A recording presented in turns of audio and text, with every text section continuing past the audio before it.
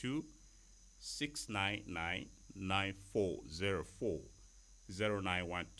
699 9404.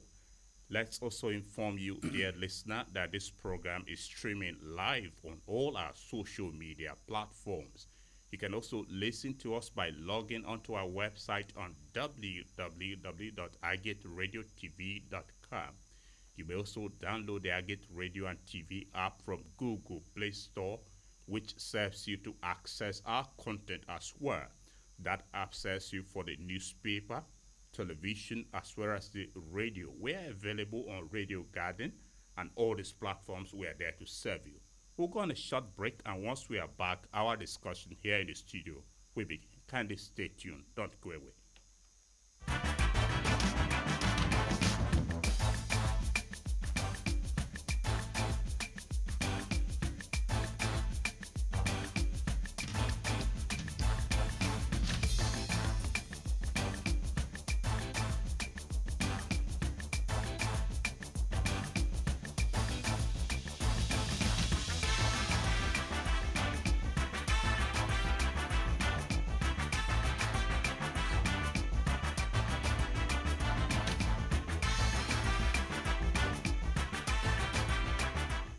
Thank you very much for staying tuned, dear listener, and welcome back from that short break. By the way, my name is Nathaniel Nongu, your regular anchor on this program, if you are tuning in for the first time. Prof, let's begin.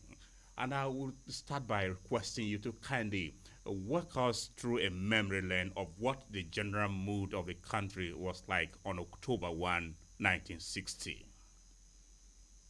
Well, by October 1, 1960, I was just about 1 year old. Okay.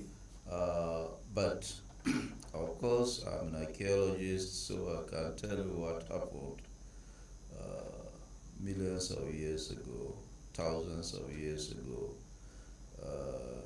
I have a historical background, so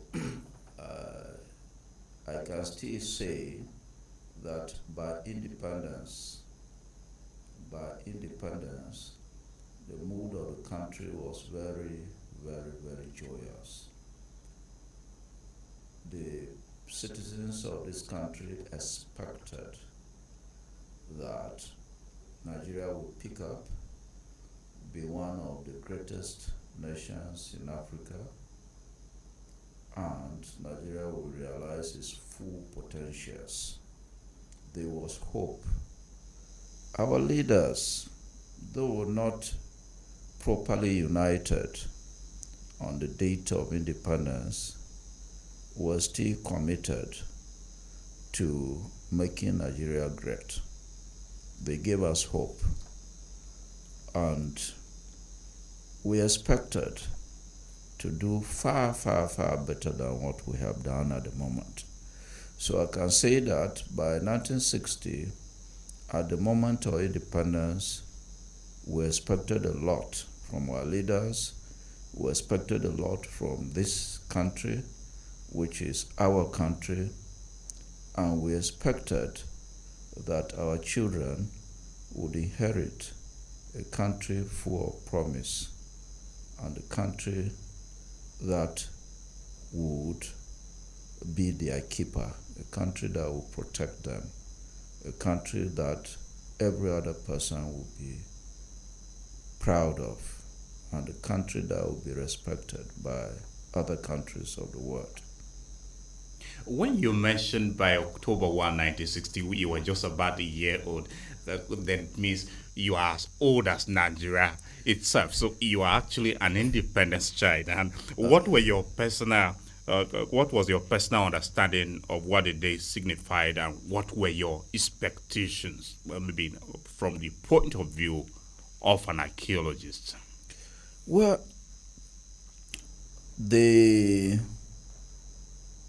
Nigerian that got independence in 1960, I personally expected that it would give me the type of country I would be proud of. it would give me hope. It would give me self-esteem. It will not disappoint. I'm not sure whether down the line there is much hope. I'm not sure whether down the line I have self-esteem for being a Nigerian. I'm not sure whether down the line I'm happy being a Nigerian. But I think we must thank God. Any person who is alive in this country today must thank God, because there are a lot of things that have gone wrong. And then we are at a loss as to where we are going and how the future will look like. Okay, you posed a number of questions. If we should answer the questions, are these expectations met? Some of the ones you highlighted. No, the expectations are not met. If they were met, I would have said Nigeria 64 is. Nigeria is a country of immense potential. Our population alone is a huge asset. And this population comprises people who are highly educated. But that is just about the population. Next, we have some immense diversity. Our differences are very immense, and we can harness and leverage on them for advantage. I'm not sure whether we have done that yet. The differences are just being used to exploit each other. But once you leave the population and you leave our diversity, which is an asset, which we haven't used properly, you come to natural resources. Nigeria is such a blessed country that in the whole of the African continent, if you took away the Democratic Republic of the Congo, you will probably have Nigeria as the most endowed country in terms of natural resources. We'll be thinking about plants, we'll be thinking about mineral resources, we'll be thinking about oil, and you can just name them. These resources are of immense importance. But it's turned out today that oil is a curse to this country. It's turned out today that all the resources, the mineral resources, that would have jump-started our industrialization have been terribly used to our disadvantage. Let's take iron ore, for example.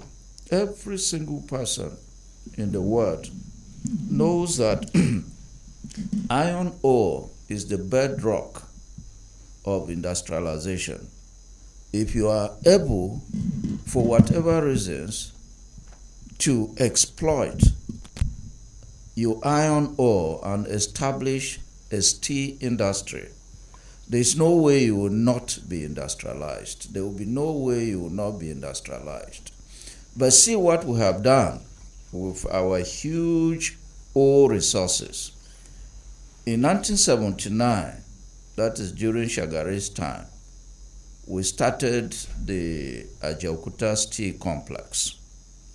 By the time Zacharys was leaving, he was kicked out by the military, I think about 1983. That Ajaokuta plant was about 82% completed. About 82%.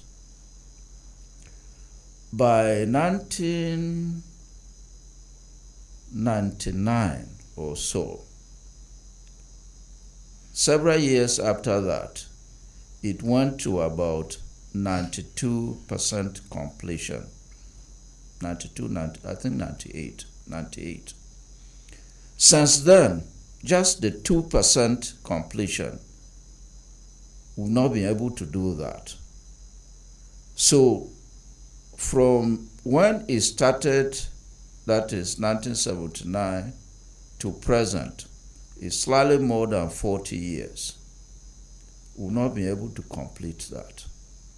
There is no country in the world that will be this careless to struggle with trying to complete a project which is critical to their development for more than 40 years, and they have not done it. Then, of course, you and I know that we have refineries, oil refineries in this country, about 3 or 4 of them, and none of them is functional. None of them is functional. Not many Nigerians know that the man who has the largest single train refinery in the world, Dangote, was born just 3 years before independence. He was born in 1957.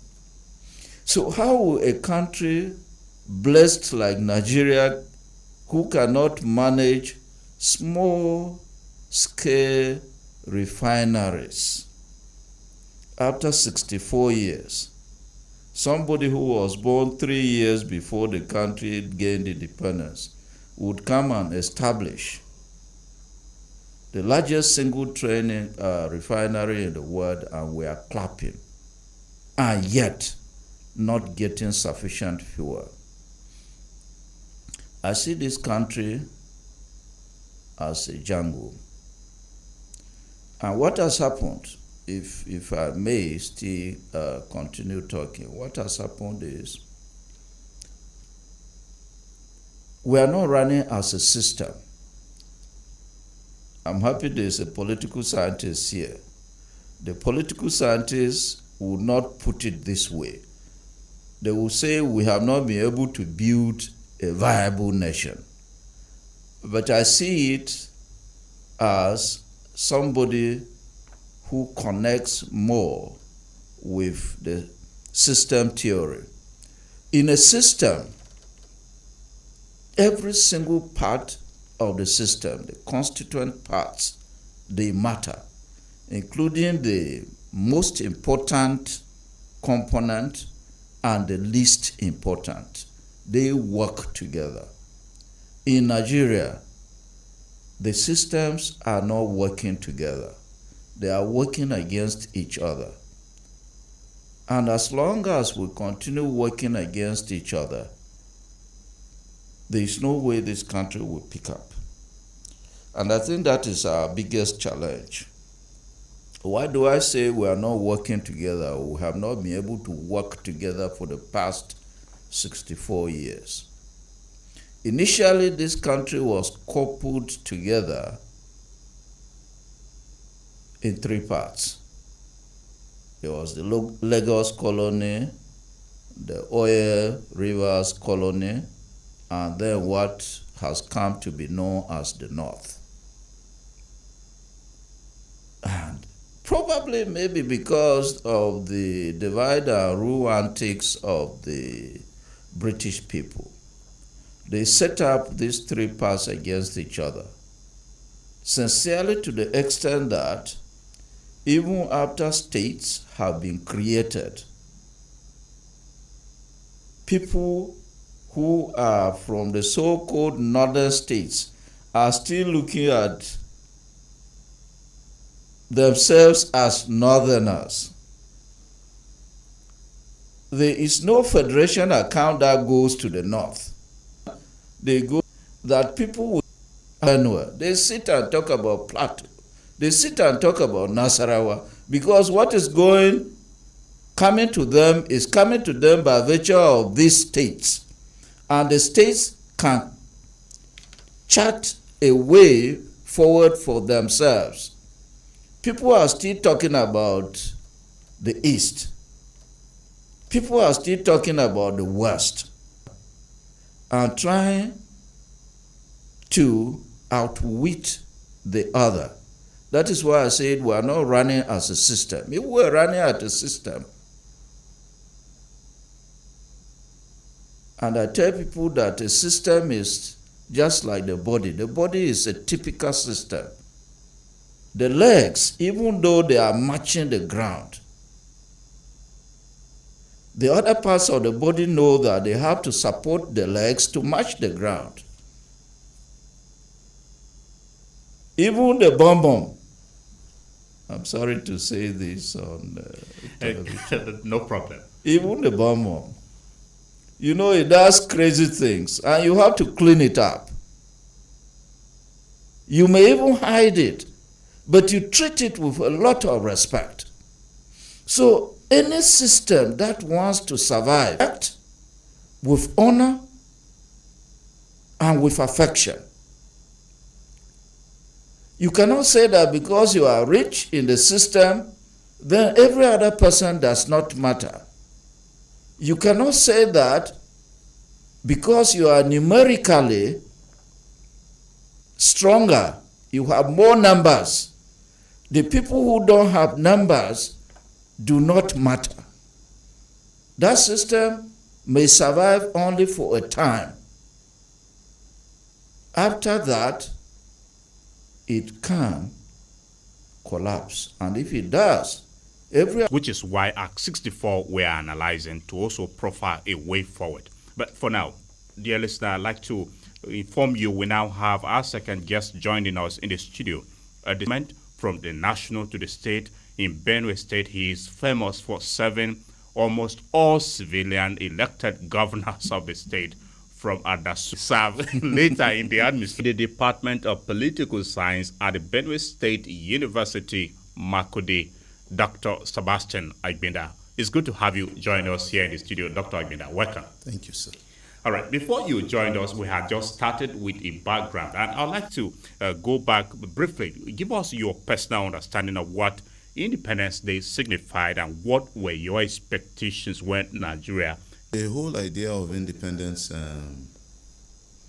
historically gives you an insight into the era of the Nigerian context and elsewhere, era of colonialism, when you were governed by, in this case, the governance was from London. It wasn't, the leaders were not generated locally. So at independence, elections are held. You now say there is safe governance. The leadership emerges from the bowels of your local entities. No longer there's a snapping. You cut off that umbilical cord that linked you to governance from offshore. That's from, and pull out your resources for yourself and all that. So there are tremendous expectations at independence. It's like for most Nigerians, they thought it was like switching an electric system. You switch it on. Now we have magnitude of positives that Nigerians expected. In some areas, it has been we compare 64 years. They fare better than Nigeria at 64 after Ghana. So there. You must do those comparisons, and then you can begin to understand where you are. And so these are the issues that are thrown up. We've done well. Which sector has done the most? And you then begin to mark scores. In this sector, we have done very well here. In this one, very badly. At the ethnic level, I was just talking earlier, elsewhere, and I was saying that if you look at 1960 from the Tiv ethnic perspective, 1960, if you told our Tiv leaders who were there at the time that at this point we will have maybe over 1,000 professors, Professor Gundu is one of them, they would say that looks far-fetched because they hadn't gotten one. the Idoma already had at that time. But the number today is phenomenal.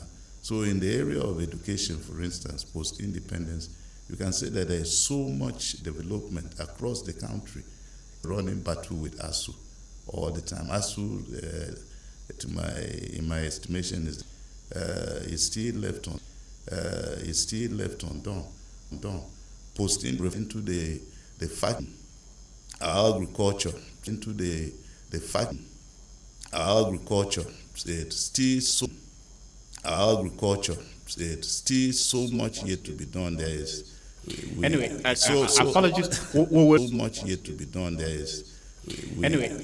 Apologies. We will look at the sectors, a few of them. Of course, we may not exhaust all. A general picture. Yes, but for now, let me come back at the point you joined us. You listened to Professor Gundu. He pointed out that Nigeria is not running as a system. Do you agree or disagree with him aspects? There are a lot of deficiencies. There are successes elsewhere. Even when systems are running, some you find that you're having headache. It means one of the parts is having a problem. It gives you electronic signals, and then you understand that there is something is wrong. That's why you're having headache. It's now left for you to examine that system and pick it out. So there are systemic problems. Yes, there are problems within the system. And when I listen to Zach, for instance, he mentioned the word industrialization so many times, more than any other word.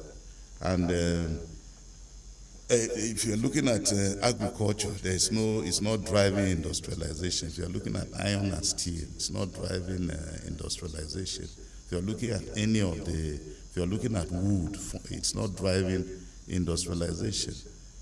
If you're looking at our university system, that is education, it's not driving industrialization. And industrialization is key. I was talking about political evolution. You don't have a country, you don't have countries classified as politicized countries. You don't have countries categorized as, industrialization. It was state-driven, and they repositioned, and there was a transition to, it was no longer state. So industrialization is key. You cannot qualify Nigeria for all the bountifulness of the resources, brains, brilliant people, land, very rich land, water, mineral resources, everything, education entities, universities, and all that. But then none of this is driving industrialization. That is why you have the huge unemployment figures you have, especially at the youth level, some of the highest in the world. So that is the problem. How do you resolve it? It's not rocket science. We have models across the world. You can easily copy from these models. But then the critical thing is the vision of the leadership. Are they interested in industrializing? Do they have visions for industrialization? Do they have visions for personal pecuniary development? This is what is happening. So if you want to challenge, if you want to focus on industrialization, there is a checklist, 2 years. It's easier now than during Aperaku. It's easier now than 1960. Aperaku was borrowing money abroad to build your market, to build Taraku and all that. You may not need to go that far. You can do that locally now. The cities at that stage, as if all the leaders who fought for independence agreed on a unified vision of the country. We know that the North was not very excited about going to independence. Oh, really? They were not so excited. They were not so maybe excited. you want to adduce reasons for that briefly, from your point of view, archaeologists. Why? As I said before, this country was put together in parts at 3 stages: the Lagos colony, the Electorate, and then the North. It was landlocked.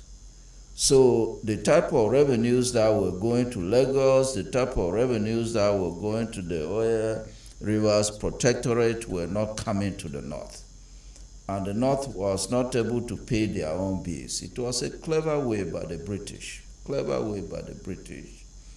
to ensure that the North survived. So the North thought they were not asking. And you couldn't blame them. The way they saw their interest as a regional interest. They saw the South as angling for an opportunity to dominate. And they thought that they would have been, they could delay. Also approach the Easterners from their own perspective and the so-called Northerners. Easterners from their own perspective and the so-called Northerners from their own perspective.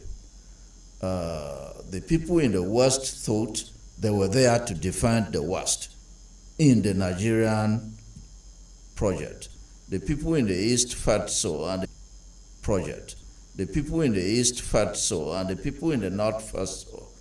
And it's been difficult because of this thinking, because of us, in a way thinking, because of us, in a way that will benefit. And we've really not built as Nigerians yet.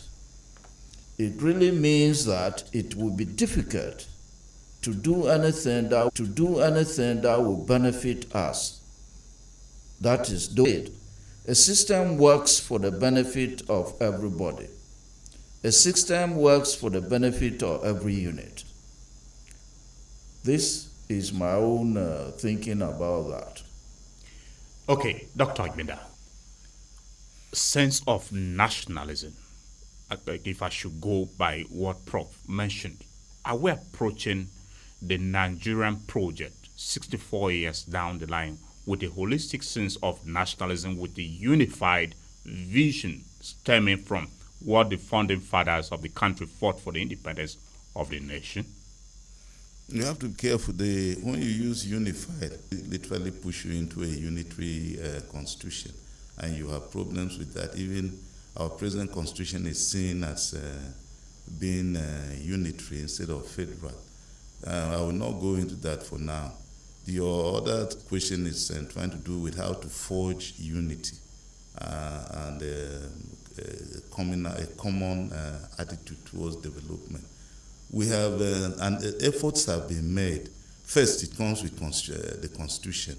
How do you design a Constitution and religious parts, put them together, cobble them in such a way that you don't produce fears or tensions? None of the constitutions that we have had has, every constitution has ended up generating so many fears and tensions within the polity. And then, like I said earlier, the present constitution, for instance, if you look at it in the context of how it's supposed to learn from mistakes elsewhere and from here, it doesn't have provision, for instance, for referendums.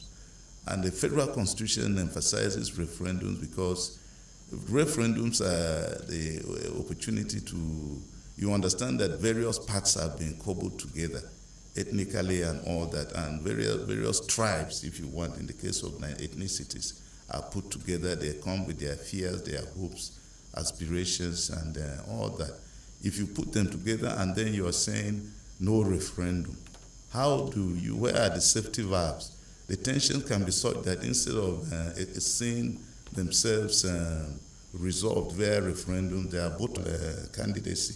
You should have it too in the federal system because it gives individuals who don't fall into advanced countries, if you want, politically more advanced countries, have these provisions. They continue to exercise them. And a newer country, 64, is relatively new compared to others. Not an excuse for failure. It's relatively new. So you still have institutions like in recruitment,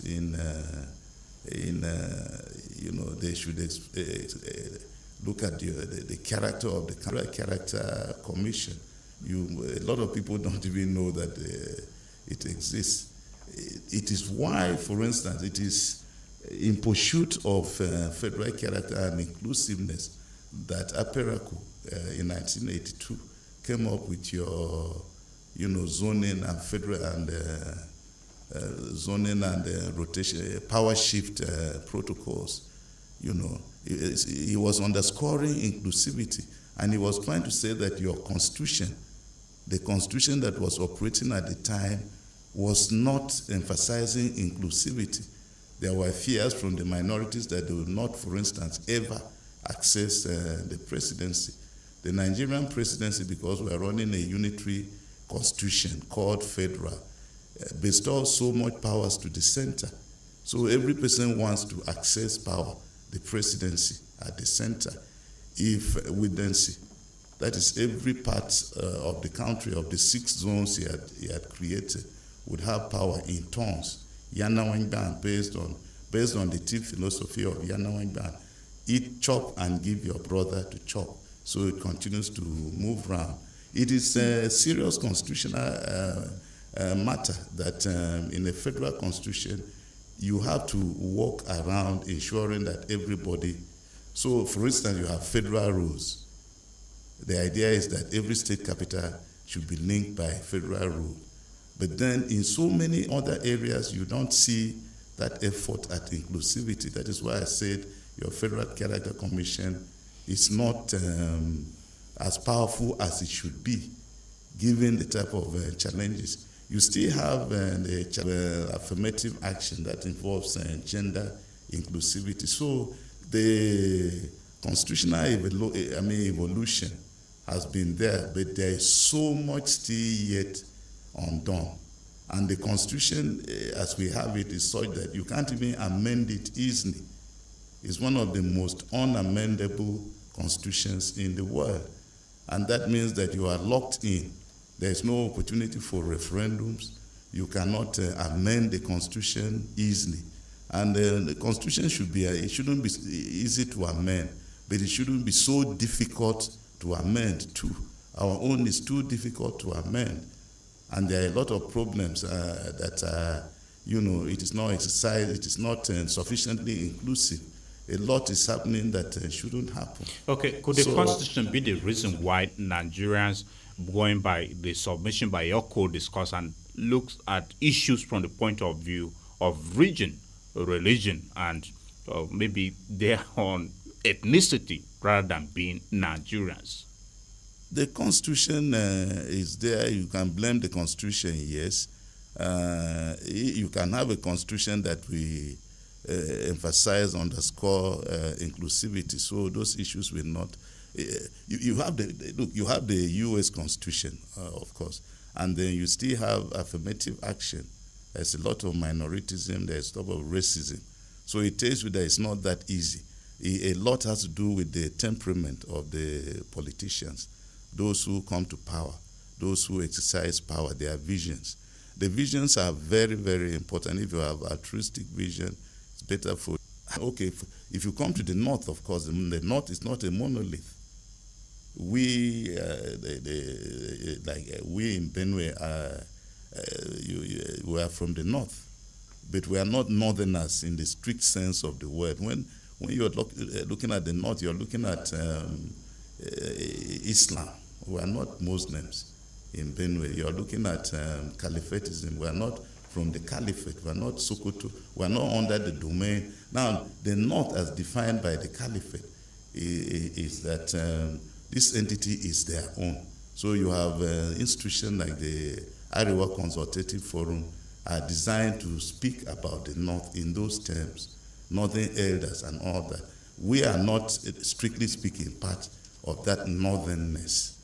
And when you take it back to colonialism, it's even worse.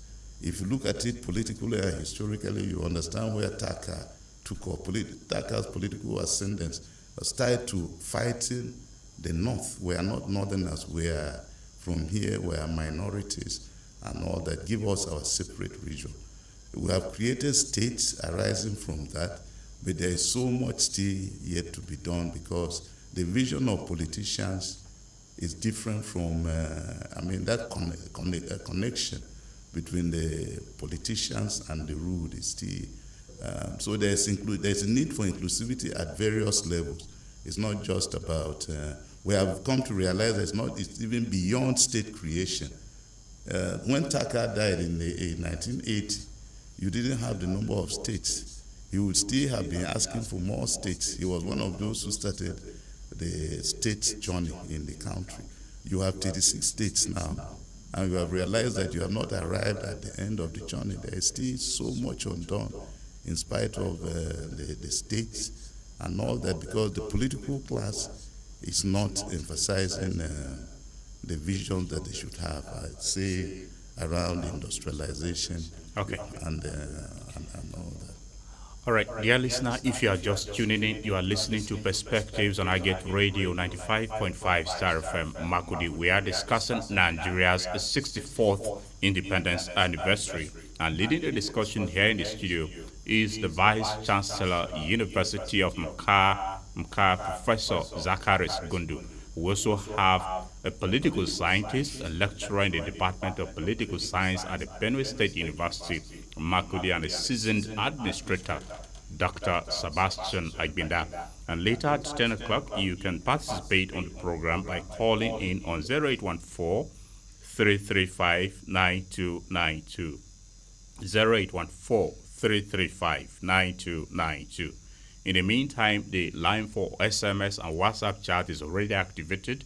You may utilize it. That line is 0912-699-9404.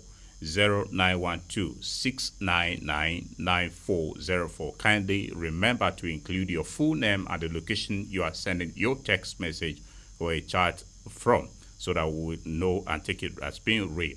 Log on to our website on www.agateradio.tv.com to also listen to us and access every other content of Agate Radio. You may download the Agate Radio and TV app from Google Play Store, which serves you to read a newspaper, watch the television, as well as listen to the radio. We're available on Radio Garden and on social media platforms where this program is also streaming. Kindly join us on these platforms. Prof, let's tie this discussion to the national question and minority agitations. Is there anything the indigenous managers of our politics could have done differently post-independence to alleviate some of the challenges the nation is going through? There's a lot of the minorities, as it were, holy. That is the trinity that continues to rule this country. And if you came to the north, as Dr. Agbinda has said, the north is not monolithic. The north is not just the caliphate. The north is more than the caliphate imaginary.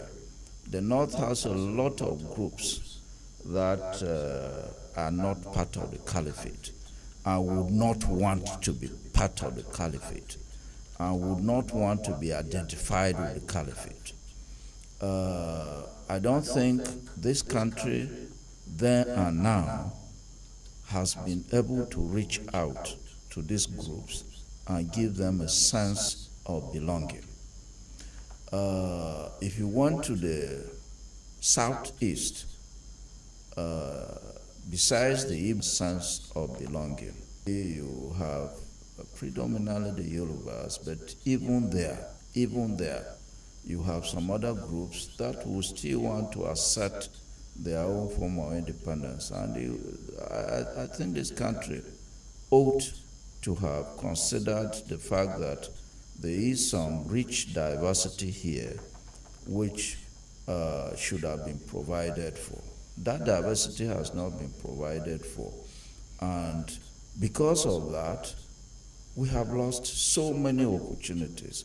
In fact, some of them are really very intriguing opportunities. I'll give you one of them. Last year, I think this year, that is 64 years after independence, 63, that was given to us by the British. Nigeria with all the brains in the arts. Nigeria that has a lot of people who are globally acclaimed in terms of the arts has not been able to develop their own anthem. We had to go back. And it is possible, knowing who Nigerians are. Possibly they didn't get anybody who developed one who was from the bigger groups. And of course, if they did, maybe the other groups wanted that they must be there. The challenge for me is that as long as the minorities of this country are not treated well, we are not going to have peace, we are not going to have stability, we are not going to get to a... Sometimes you have to blame them, because if they come together, for whatever reasons, if they come together, if they are able to come together, they will swing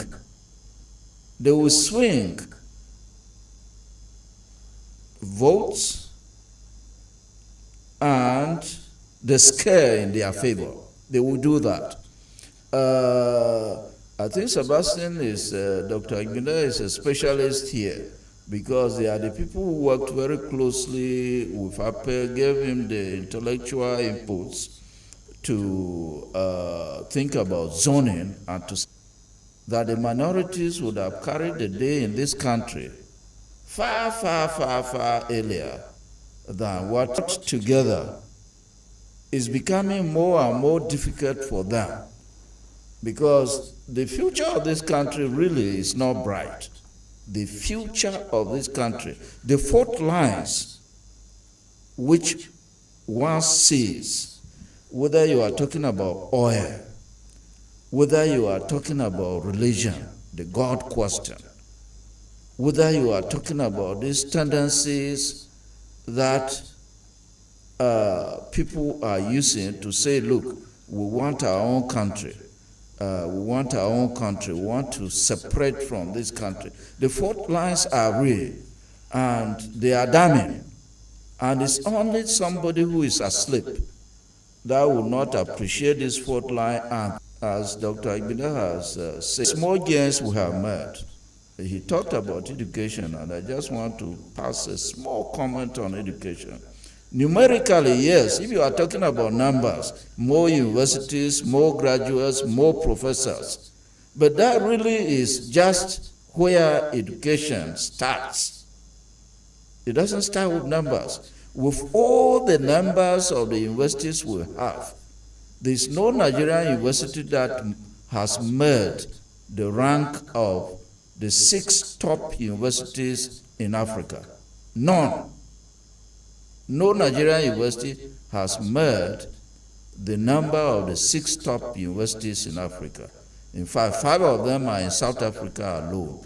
The 6th one is in Egypt. So what I would ask, maybe some of the governors, Zacharys was not educated. The presidents we have, even if their education is disputed, but certainly Zacharys was a grade 2 teacher. But I think he did far better than most of the leaders who came after him, whether military or... So even in education we have issues. And then of course we are refusing to learn, to benchmark. Dr. Sabastian said we should look at India. At independence, India decided that even with their own raw materials, they will not go for the raw materials. They will mine the brains of their own citizens. So they created what is called the Indian Institutes, the Indian Technology Institutes. Today, the 7 Indian Technology Institutes have people queuing up for years to go into that. It's harder to go into an Indian Technology Institute than it is to go to Harvard. You can check. It's harder to do that. because they decided to invest in education, and they did it very, very, very, very, very well.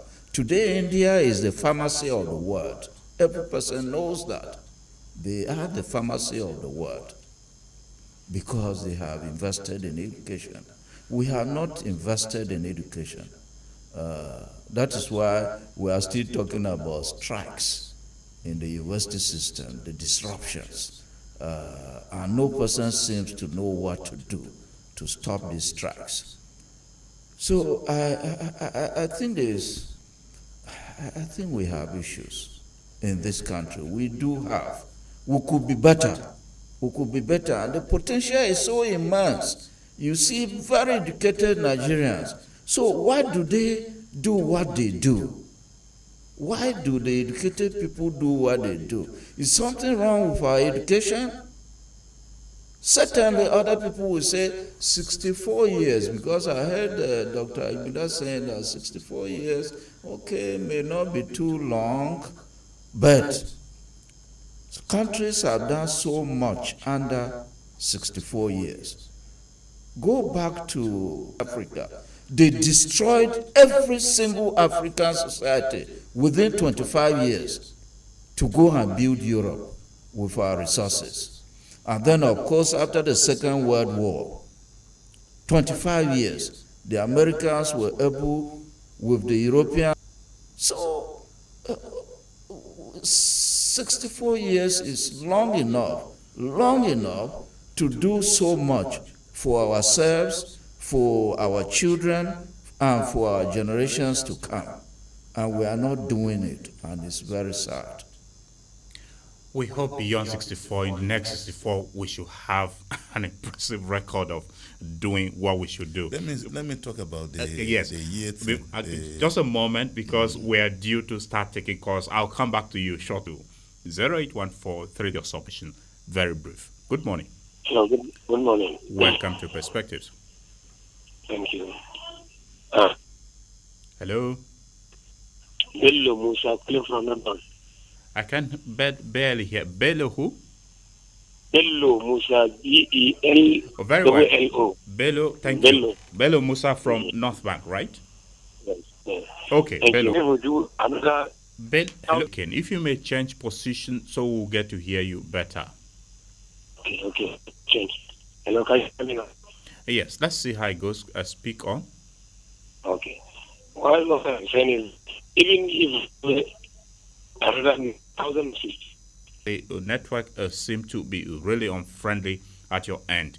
The line is still open. Try to call back if you can. Good morning. Good morning, presenter. Thank you so much for calling in.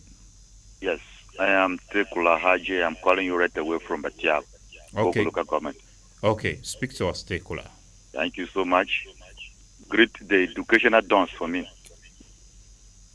You know, they have cleared the way on, let me say, they know at least the history. But one thing I want to ask, just a question. You know, in Nigeria here, I know very well we have the qualified people that will lead Nigeria. Like the two guests with you in the studio, if can appoint one, can fear lead Nigeria. But what is this that the only the southeast and the far north are leading Nigeria? Are we not qualified?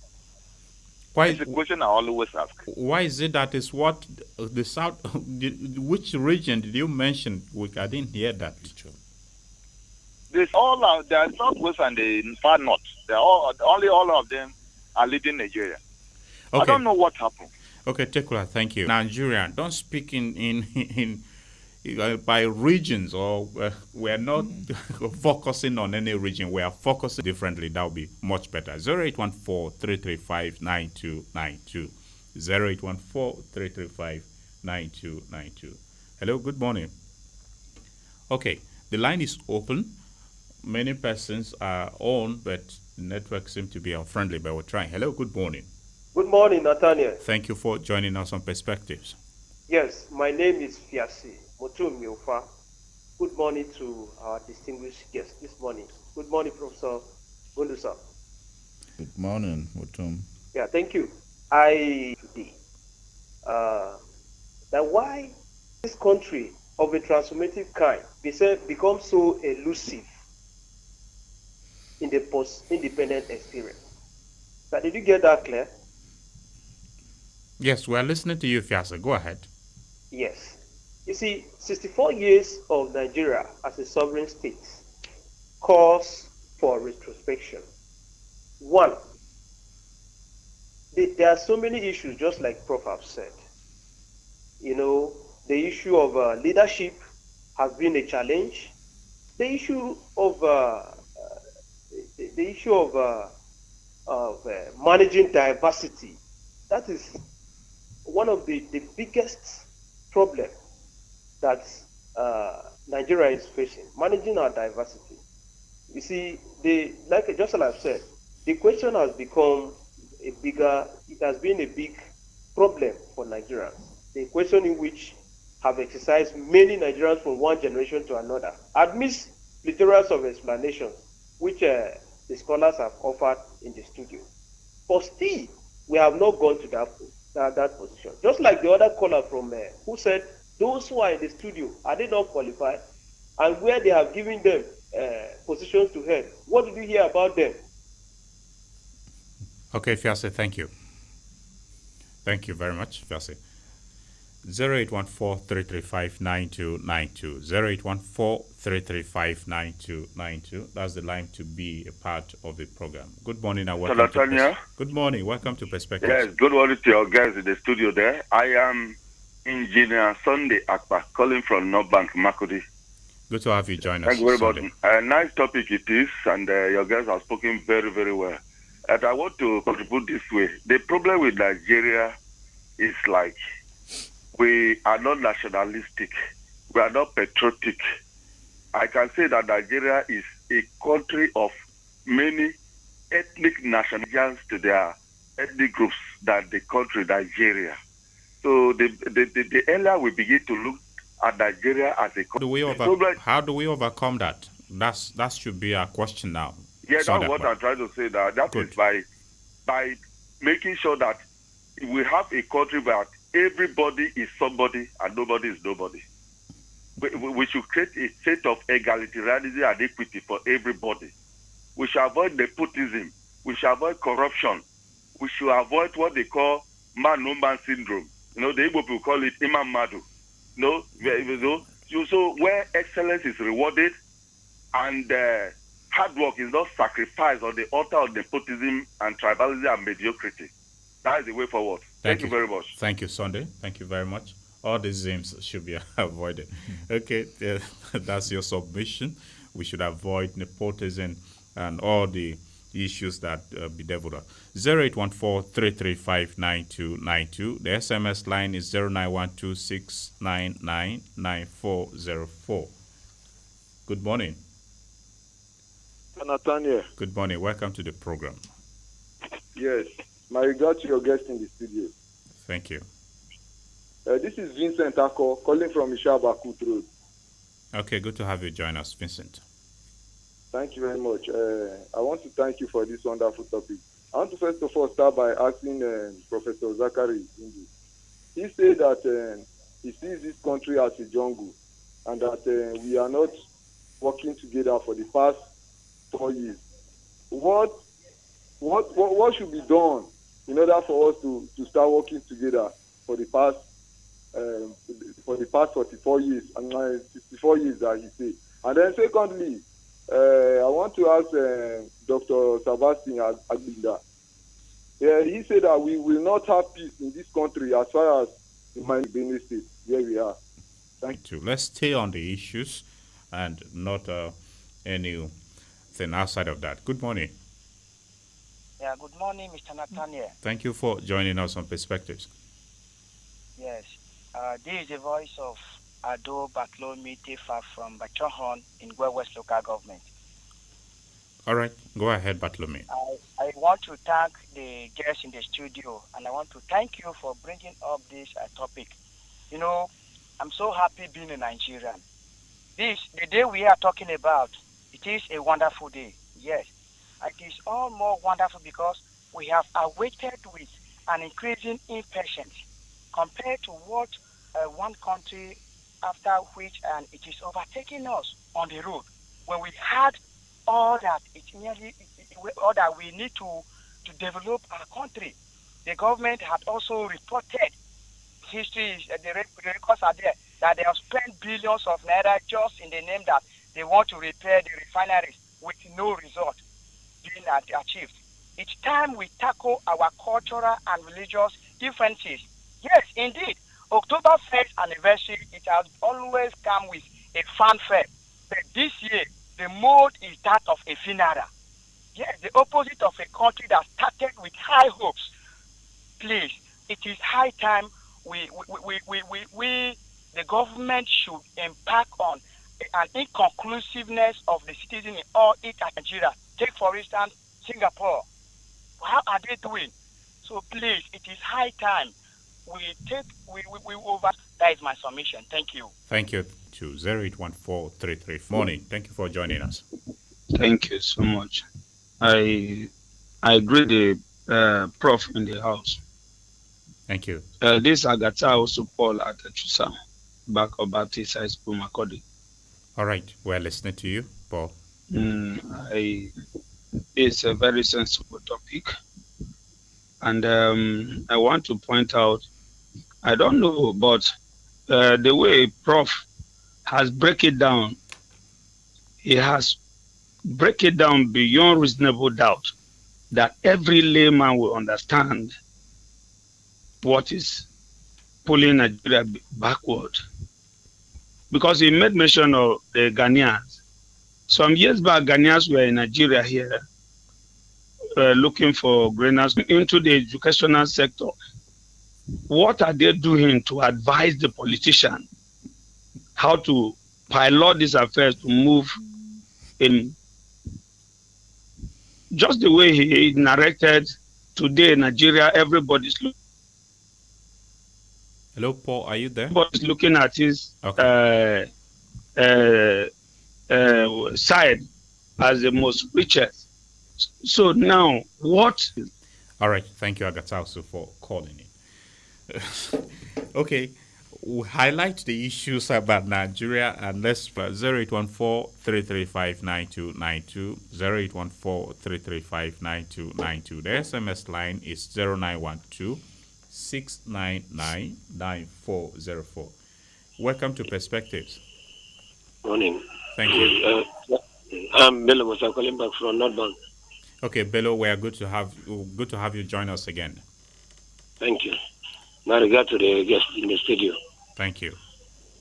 What I'm saying is that even if we are going to have another 1,064 years, if we didn't remove this religious, tribal, and this sentiment, we cannot get it right. Because somebody, even if that person is right, if you don't have money, or it's not from your tribe, if it's from your tribe or your region, it should be, no matter how good, no matter how you will do the country better, because it's not from your side, you will not support him.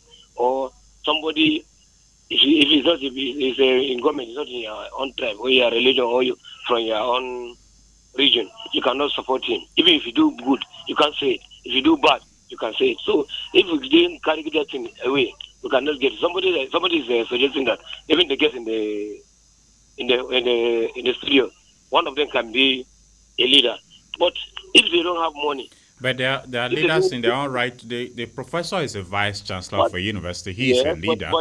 So by leadership here, Bello, excuse me, Bello, did he have the money to campaign? Okay. At this Nigerian campaign, does he have that money? I'm sure. No matter how you feel, if you don't have that money, if you don't have Godfather, you will never make it. That's what I'm saying. Bello, thank you. you. Try and know and get the right person. If not, another 1,064 years, we cannot get anything. Okay, thank you. Bello, thank you. I don't think the vice chancellor is a small position. The vice chancellor will certainly not tell you he doesn't have money to campaign. But I don't have money. I don't have money. Bello is right. Good morning. Good morning. Thank you for joining us. Yeah, I am Ongu Emmanuel Gwaza, calling from Makodi. Okay, which part of Makudi, Emmanuel? I'm calling from Kanshio. Good, good. Go ahead, Emmanuel. Our problem is just corruption. People mention religious sentiment, corruption, and tribal sentiment. Though these are indices of corruption. If we remove that from our governance, from our nation, we have it all. The professor mentioned that if you go to South Africa, the first 5 universities in Africa, they are there. But if you check there, Nigerians are working there and they are occupying good position. What is happening in our own universities in Nigeria? It is just corruption. Money will be devoted for improvement of facilities in the universities. It will be diverted. So that is just our problem.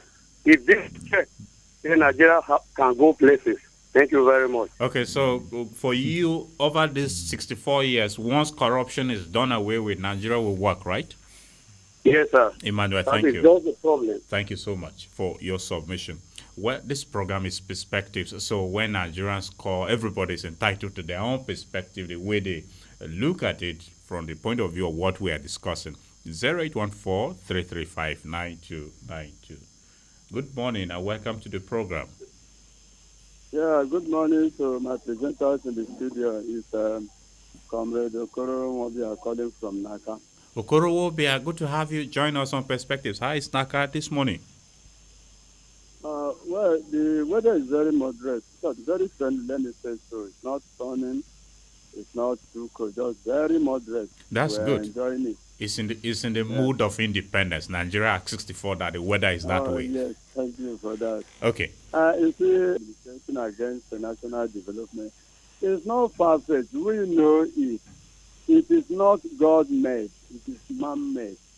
Unless we address this issue, we are still going to remain where we are. The issue of 64 years of independence, it's not 64 days, it's not 64 months, 64 years. I don't see anything we can be so proud of in terms of comparison with other countries we got independence before. So not, now, Okoro, unless we go... You say just nothing. There's nothing really to be proud of at I 64? I didn't say nothing. I don't think we have much. Okay. Much.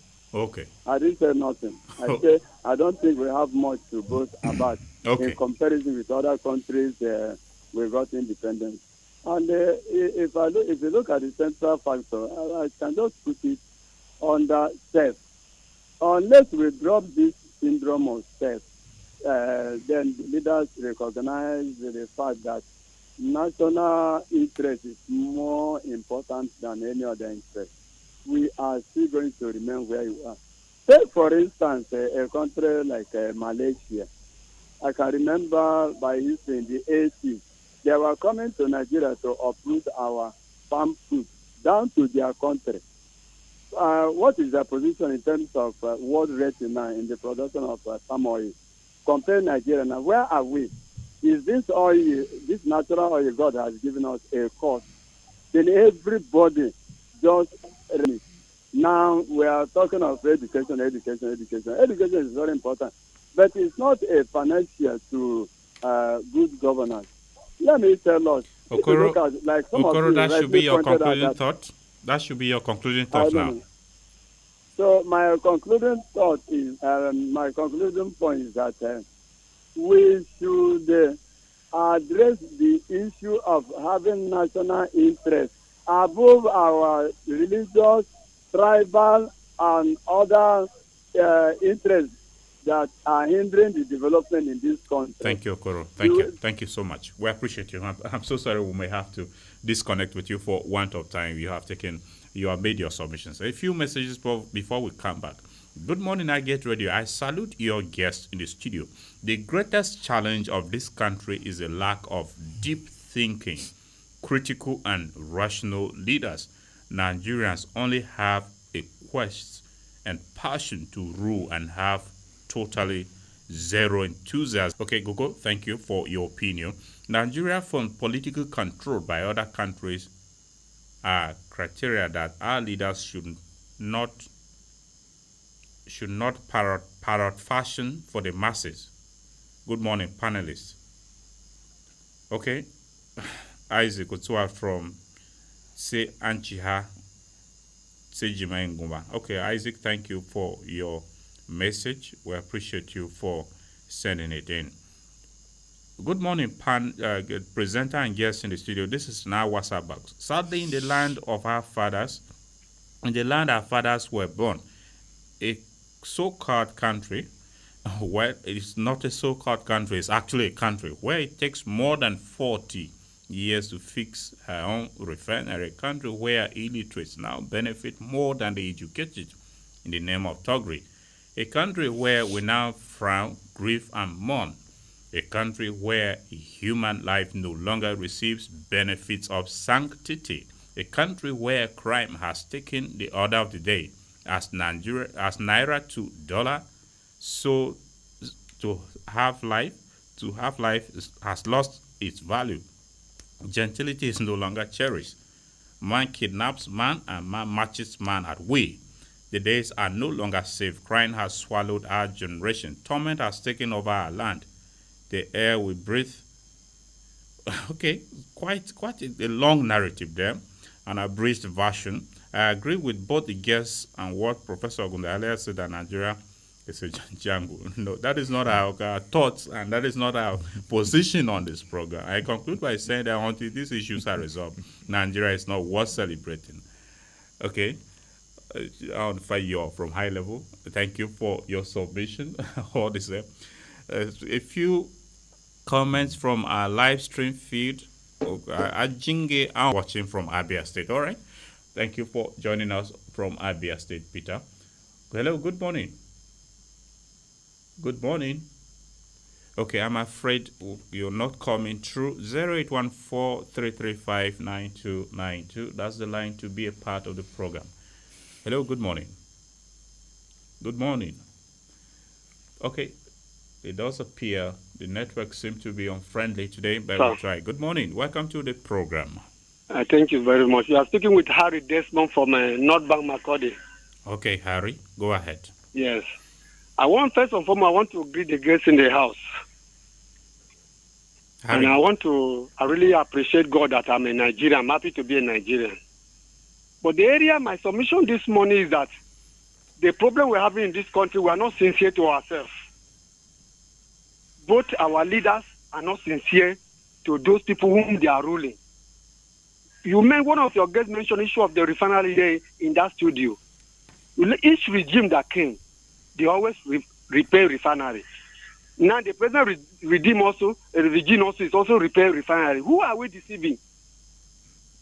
That if a single man in Nigeria can build the biggest refinery in the world within a year plus, then right from the time of Obasanjo, they have been repairing refineries to Goodluck Jonathan's, to our present regime, they are still repairing refineries. Who are we deceiving?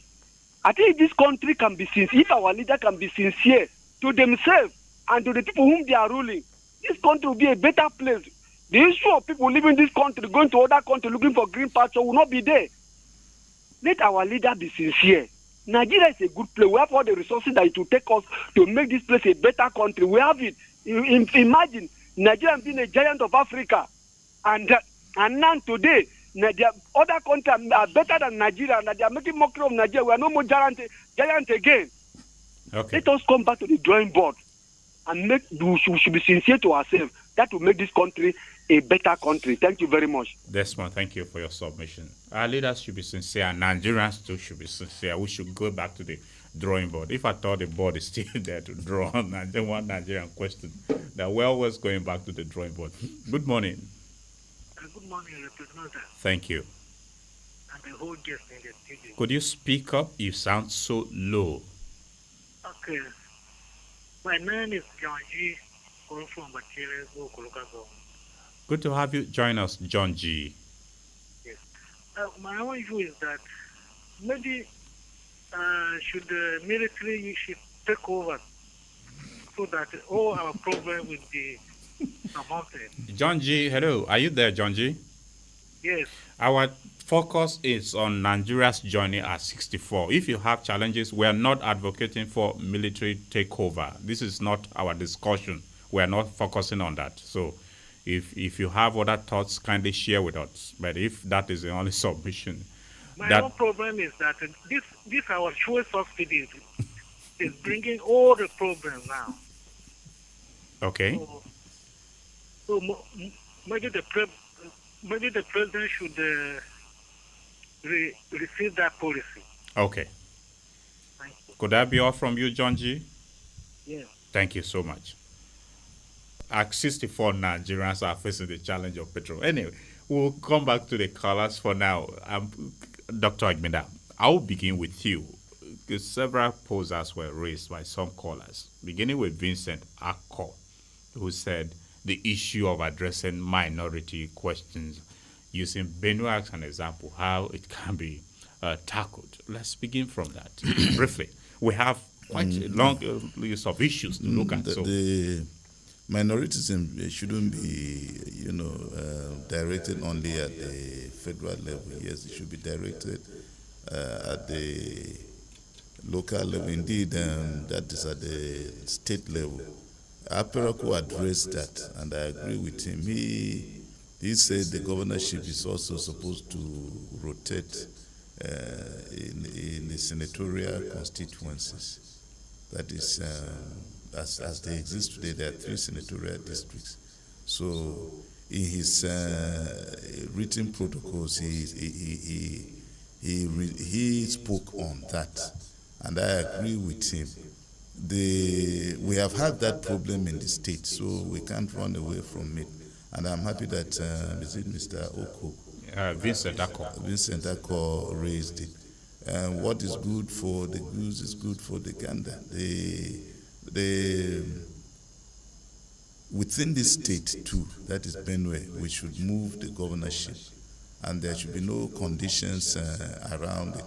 The governance is not a monopoly of the thief, and the issue of Yanawangba is not limited to the thief. That is why Aperico exported it as a doctrine to the nation. So in Benue State, we should exercise it, and it should have nothing to do with whether, the senatorial within a dome, within Zone C, is limited only to the Doma. No. Okay. Let's take it to the national level. For instance, the same minority, the question of getting dominance of leadership in one place plays out at the national level. You are aware the Igbos have clamored for a long time for the presidency. I was going to come to that. Okay. The Aperaku divided the country into 6 geographical zones, and the power was supposed to move at the presidency, north-south, in such a way that the 3 regions in the south and the 3 in the north, the presidency comes to them and vice, as it were.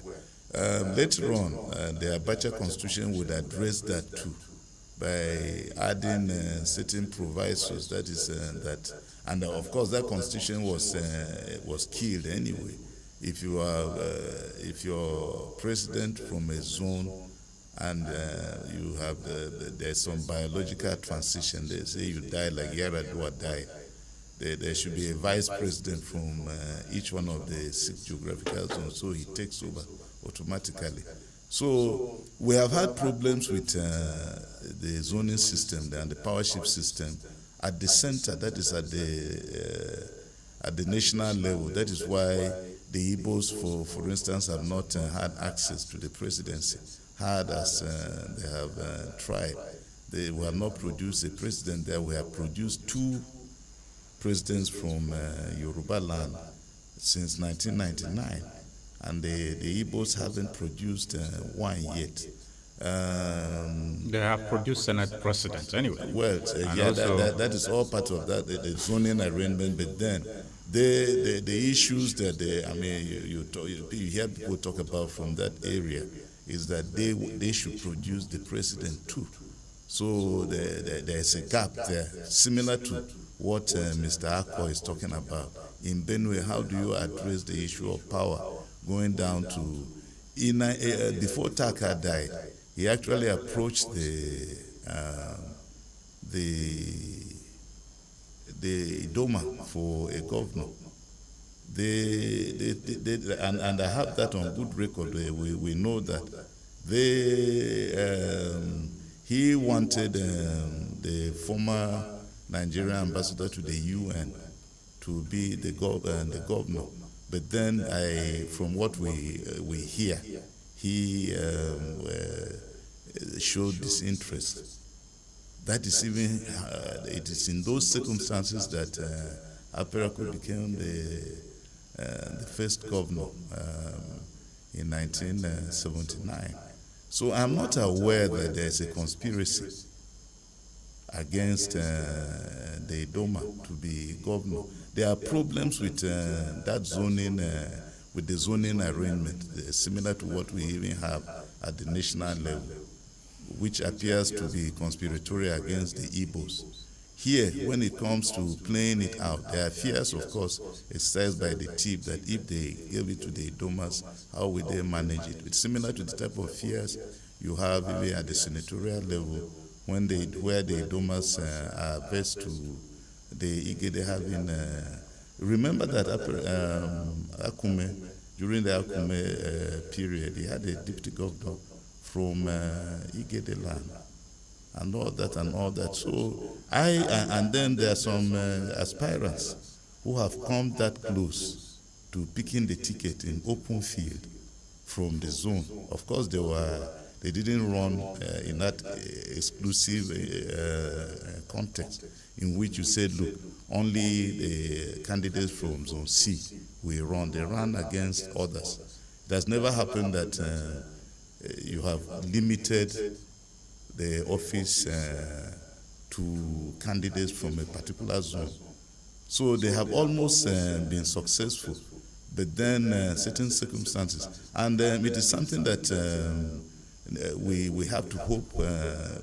I am liberal enough to understand that, look, the Domas can produce a governor and should produce a governor based on this zoning arrangement. Okay. In the same way that the Igbos should produce a president. Okay. So there's something still lacking in the protocols because it is something that is not in the Constitution. So you cannot limit aspirants to a zone and say, look, it can only come. The thieves do that at times at the maybe House of Reps and House of Assembly. They say only this zone. Even then, there are problems. Let me make this point. That's established. Let's take it up because our time is really not there, and we have quite a number of issues we have not touched on. Prof, I'll request you to speak briefly on the submission he made, which he drew it from your earlier statement that we're not running as a system. How can we achieve running Nigeria as a system? Address that concern briefly, then we'll go to other issues. But as I said, if you study the systems theory, systems are either open or closed. But what is important in each system is every constituent part matters. Every constituent part matters. And the parts operate for the good of the whole. Each part operates for the betterment of the whole. If we Nigerians decide to put the national interest first, we are likely going to succeed. At the moment, what we have is personal interest driving decisions at the national level, personal interest driving decisions at the state level, personal interest driving decisions at the local government level. So I'm looking for a time and a place where sufficient Nigerians would say that, look, let us put the interest of our country ahead of any other interest. I'm looking for that. Okay, that is where we hope we should get to. But again, Paul Agata also pointedly asked how you academics are advising politicians. Incidentally, some of you academics are also politicians to run the country right. Speak to us about this too, Prof. Well, I'm not a politician. I tell people my kingdom is not of this world. Okay. But okay. Let me say this to Paul. It is very difficult to advise Nigerian politicians. It's extremely difficult. Those Nigerian politicians that are frank, like Obasanjo, would, because General Obasanjo was on record as having told his advisors that he's paying them to advise, but he's not under obligation to take their advice. Most may not be as bold as President Obasanjo to say this, but if you attempted speaking to any Nigerian politician, you will discover that it's difficult to advise them. And the reason is very simple. The reason is really very simple. They think that you are not a politician. They think you know theory. Educated people, they say, we are talking theory. And they think that because you are talking theory and they are the ones who are in the field, who are doing the practical things, they know better than you do. And then we also behave in very bad and called for ways. And Dr. Agbinda is here to confirm this. Educated people have been known to carry ballot boxes, snatch ballot boxes on their heads. Professors of political science. Professors of political science are the ones who organize elections. And they are the ones who announce elections. And they are the ones who will tell people that, okay, you had about 100 people who are supposed to participate in this election, but the result shows that 600 people participated. If you are not satisfied with this result, go to court. It's educated people who say this.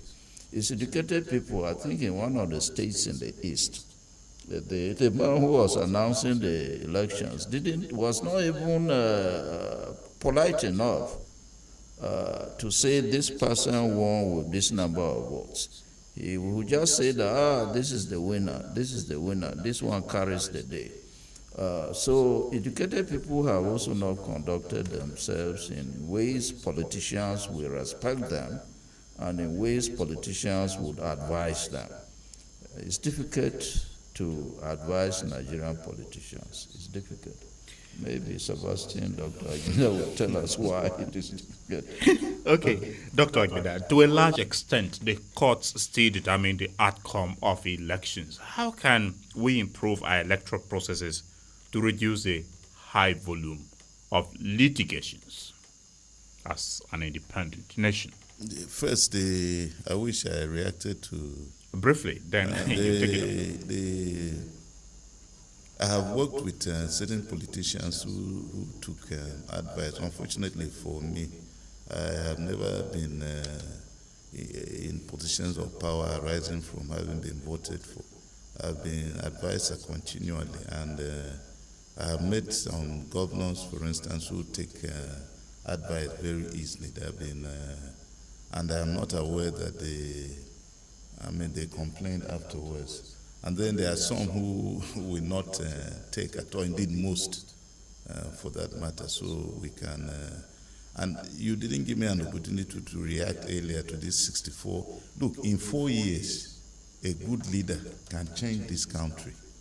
In 4 years, a very good leader who is altruistic and who has a good vision can change this state and industrialize this state. 4 years. I can promise you that the rest is how. But I'm telling you that from my experience and all that, it is that easy because we are at 64, I can tell you that when Aperaku was there in 80, it was more difficult. You have to fetch monies abroad and all that. Everything has been made a lot easier. So the failure around industrialization and all that is resident in the failure of the political class and politicians, and the failure also to take advice, which is the question Prof was alluding to, the fact that it is difficult to advise Nigerian politicians, very difficult. It is also easy to advise them. I also worked with Naba, for instance, that it wasn't in an executive position. He was very sincere. It was very easy for him to take advice. I will not even mention Adasu at the state level, very easy. But then it has to do with their vision, their outlook. So it is not across the board that all Nigerian politicians don't take good, solid, people-based advice. Some of them do. And at times you can see the difference. Yes, so that is established. Apologies, I'm interjecting you for that's all right. one of time. It makes us... now, let's look at improving our electoral processes in our journey as an independent The electoral nation. processes are faulty from the simple fact that the opportunities in Nigeria are mostly in the realm of politics. There are a number of politicians who, if you were industrializing, if the economy was opened up as a competitive sector, they will not go into the political area. They will not even seek political leadership. In Nigeria, the easiest way to make money is to go into politics. It is not. You can make it easier to make money in the economy, and then you will find that only those who are committed to development will go into politics. I hope that is fairly clear, Nathaniel. I am saying that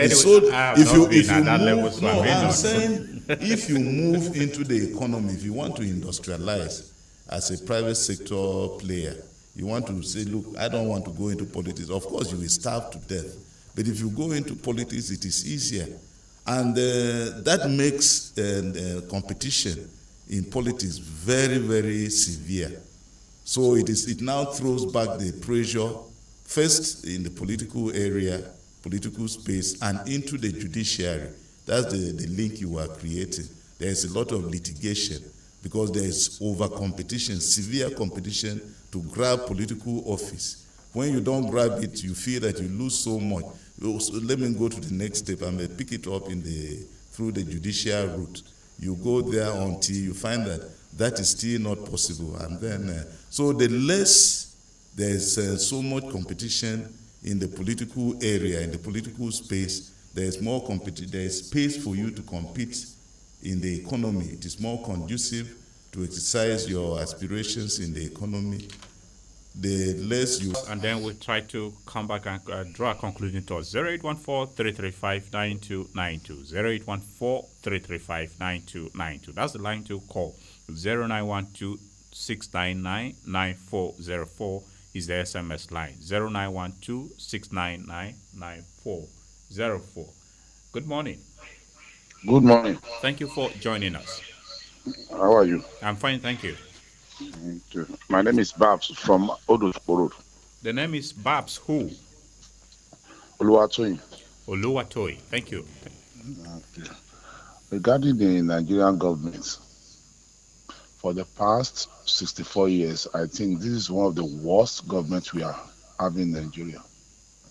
Because it's a government that we say is based on lies and deceit. I have a personal experience I will tell you. On the 29th, I was traveling down to Ilorin. I bought a Kaba or Lokoja. They have changed the fuel price to 647 on the same day. And since that period, they have been telling us our refinery. What we just need to do in Nigeria is just that we Nigerians, we are too soft for everything. Now, an average fuel here in Macaulay now is 1,150. And everything in Nigeria is based on fuel. One of your man in the studio said, if an individual can have... Hello, Babs. Hello? I'm sorry, the line, your network is breaking, so... And he was making a very important point. Hello, Babs. Oh, quite unfortunate we lost connection with you, but I think you have made your submission, and we'll appeal that will definitely be the last call we will take because our time is no longer there. Professor Gundu, let's look at it. From independence till date, Nigeria has faced various security challenges. What factors, to your understanding, have fueled our security challenges, and how can they be addressed? Well, the security challenges are not as a result of one thing. There are several factors, and they combine to cause the instability. Of course, if you have poverty at the level you have in our country, certainly the country will not be will not be secure. That is to say that as long as the bad economic state prevails, we are likely going to have more of this. But of course, the security concerns have also been as a result of agitations from the various parts of the country in terms of their grievances. There have been grievances. In the south, for example, there are grievances over resource control. In parts of the north, there are grievances over the religious fault line. Boko Haram is about religion. Then, of course, you have the herdsmen who would want to force their way into people's lands with their own cattle to graze. There is a challenge. The politicians also are responsible for much of the insecurity. Because of what Dr. Agbinda said, the competition is very stiff. So they bring in guns, they bring in thugs, and the thugs try to help them to win elections. After they win, they abandon them. When they abandon them, the people, because they have guns, which they have not surrendered, would want to use these guns to try to recoup. And they are doing it in different ways. They are bandits. Then, of course, there is a lot of illegal exploitation of resources, illegal mining. There's a nexus now which a lot of people were denying in the past, but it's no longer possible to deny it. Wherever you have banditry, wherever you have ungoverned spaces, illegal miners moving, I think they move in to create the instability. Why people are fighting, they are exploiting gold, they are exploiting other minerals, so many things. Other people will link it to the climate change. Yes, you have established some of the factors, so addressing them, because our time, this should be your concluding thoughts now. How do we overcome it? Let's have a way forward. How do we overcome all this? Yes. Well, much of the insecurity in this country is allowed just because government wants to allow it to continue. I think it was General Abacha who said if there is insurgency and government doesn't want it, it will stop. And it happened during Buhari's time when he was a military head of state. When Meitatsine struck in parts of Borno and in parts of Kano, he said, we will not allow this in this country, and he was able to stop it. So I still believe that government is wholly responsible for stopping insecurity, and if they stop it, the better for us. But any instability as a result of the religious fault line is something that cannot be stopped by government. It can be stopped with understanding.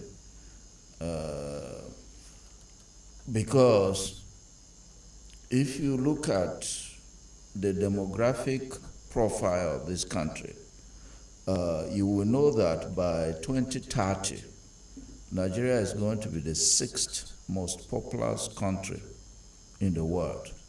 And that is frightening, because at that point, what will happen is that Muslims would be about 65% of this country. There will be more in numbers.